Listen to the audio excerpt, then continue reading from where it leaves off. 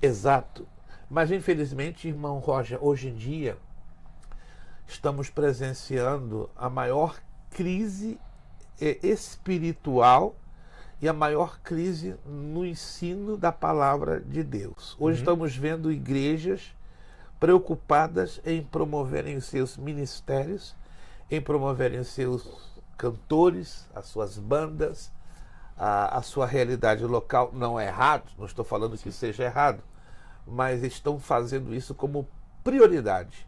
A prioridade deveria ser levar a igreja a crescer na graça e no conhecimento, para ela eventualmente não incorrer nas falácias, nas aberrações que estamos hoje presenciando. Os irmãos são jovens, né? Eu já tenho 66 anos de idade e já tenho visto muita coisa absurda no mundo evangélico e, sobretudo, entendendo que o que estamos vivendo hoje em dia são sinais claríssimos de que vai haver um arrebatamento, vai haver a saída de um povo da face da terra.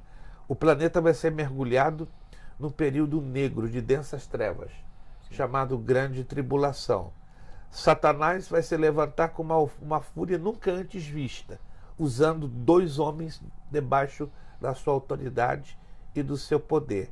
E, consequentemente, esse planeta vai presenciar a maior destruição nunca antes já vista em toda a história, que será o período da Grande Tribulação, sobretudo a segunda etapa, que praticamente os que ficarem depois do arrebatamento, a possibilidade de sobrevivência é 1 em 10 mil. Pois é, eu já tenho 2 questões nessa sua fala aí. Vamos lá. A primeira que eu tenho é que o senhor falou sobre as pessoas terem cada vez menos entendimento bíblico. E isso também faz como se fosse um preparamento também para o arrebatamento. Yeah. O senhor concorda com essa visão também? Jesus profetizou com todas as letras, Mateus 24, 12. E por multiplicar-se a iniquidade, o amor de quase todos se esfriará. Já tem uma outra versão de Almeida, que é Almeida século 21, ela traz uma declaração mais grosseira.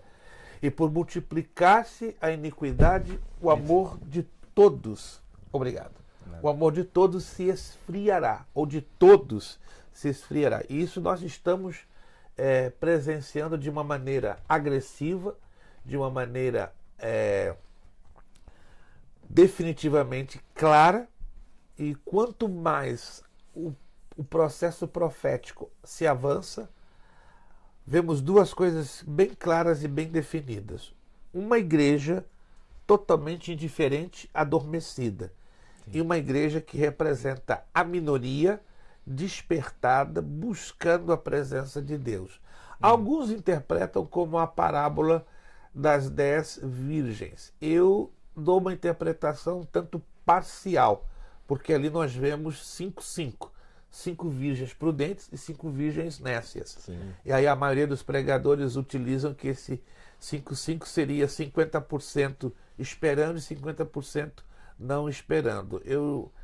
Vamos assim, eu olho pelo lado já agora do judaísmo. Sim. E não vejo desse jeito, né? Não porque eu vou usar agora a gematria ou a interpretação pela Torá. Ali nós vemos uma igreja definitivamente dividida, ou uma igreja que está esperando e uma igreja que não está esperando, mas a realidade é um pouco pior. Hoje, se eu fosse colocar em percentuais, não seria 50-50, seria 70-30. 70 dos que não estão esperando e 30 somente dos que estão esperando. E é interessante ver isso também quando a gente vê Apocalipse, as cartas para as igrejas, a gente vê muito mais Cristo falando algo não é contra, vamos colocar como se fosse contra do que a favor, né? Então a gente vê isso também acontecendo já no livro de Apocalipse, com Jesus falando sobre as Interessante igrejas. essa sua abordagem, irmão Roger, porque a Bíblia trabalha em cima de vários princípios, e um deles chama-se analogismo. O que se chama o princípio do analogismo? São fatos que se repetem ao longo da história bíblica e que você tem que tomá-los como uma espécie de padrão. Que aquele padrão que aconteceu naquela época tem uma tendência de se repetir em outras épocas diferentes. 7 cartas Jesus dirigiu a 7 igrejas na Ásia Menor. Como o irmão Roger acabou de abordar, curiosamente, das 7, 5 são cartas exortativas, ou seja, apontando alguma falha, alguma deficiência, alguma debilidade da igreja. Só 2 que Jesus não diretamente as exorta e repreende, que é a da igreja dirigida a Filadélfia e a carta dirigida a Éfeso. Porém, se nós analisarmos a grosso modo, Éfeso, lá no finalzinho, recebe uma exortação sutil. Ah, mas algo falta em ti. O primeiro, amor. Nossa.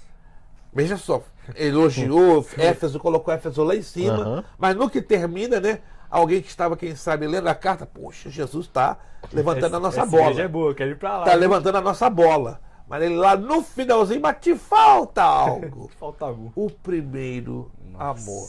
Filadélfia, ele não teve nenhuma reprovação, nenhuma exortação.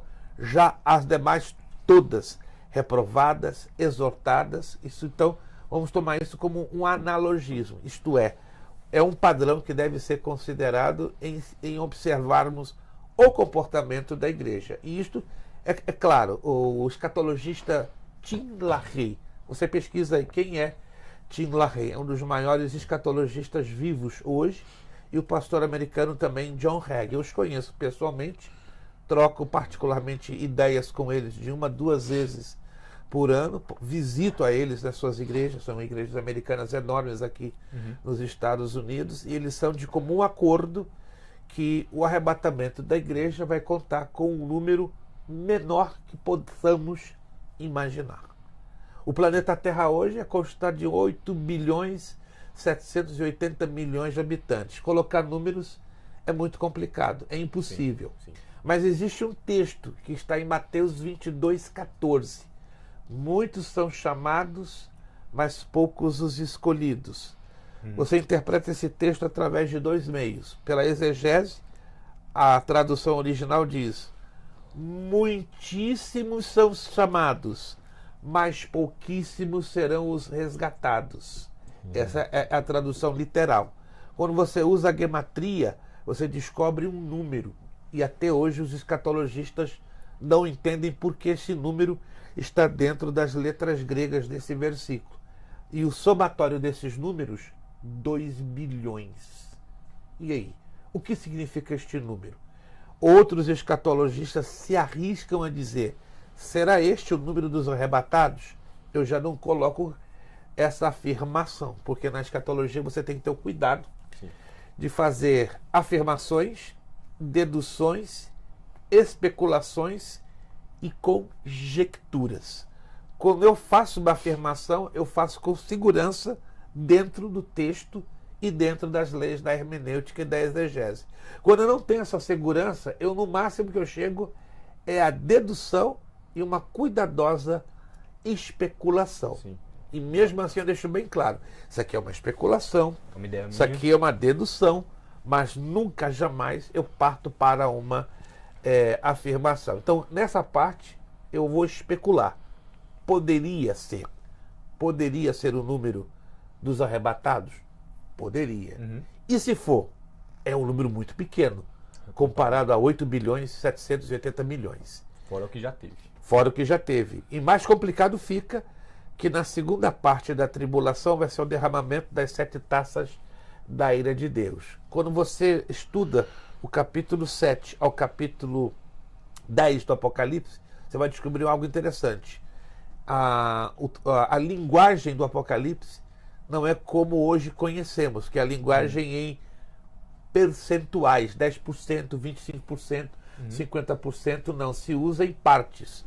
Metade, 3 partes, 4ª parte, 5ª parte, 6ª parte, porque essa é a linguagem da época usada pelo apóstolo João. Então, se você fizer um somatório ou uma combinação matemática dessas partes chamadas fracionais, então 75% da raça humana, supostamente que sobreviveu ou que ficou depois do arrebatamento, ela seria destruída e só 25 sobreviveriam.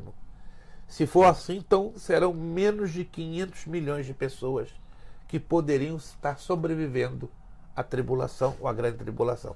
Tudo isso é uma especulação. Claro. Não posso fazer isso de uma afirmação, mas a gente estudando os números e essas pistas, a conclusão é quase aproximada em chegarmos a deduzir, porém ainda não temos maneira de afirmar. Ok, pastor.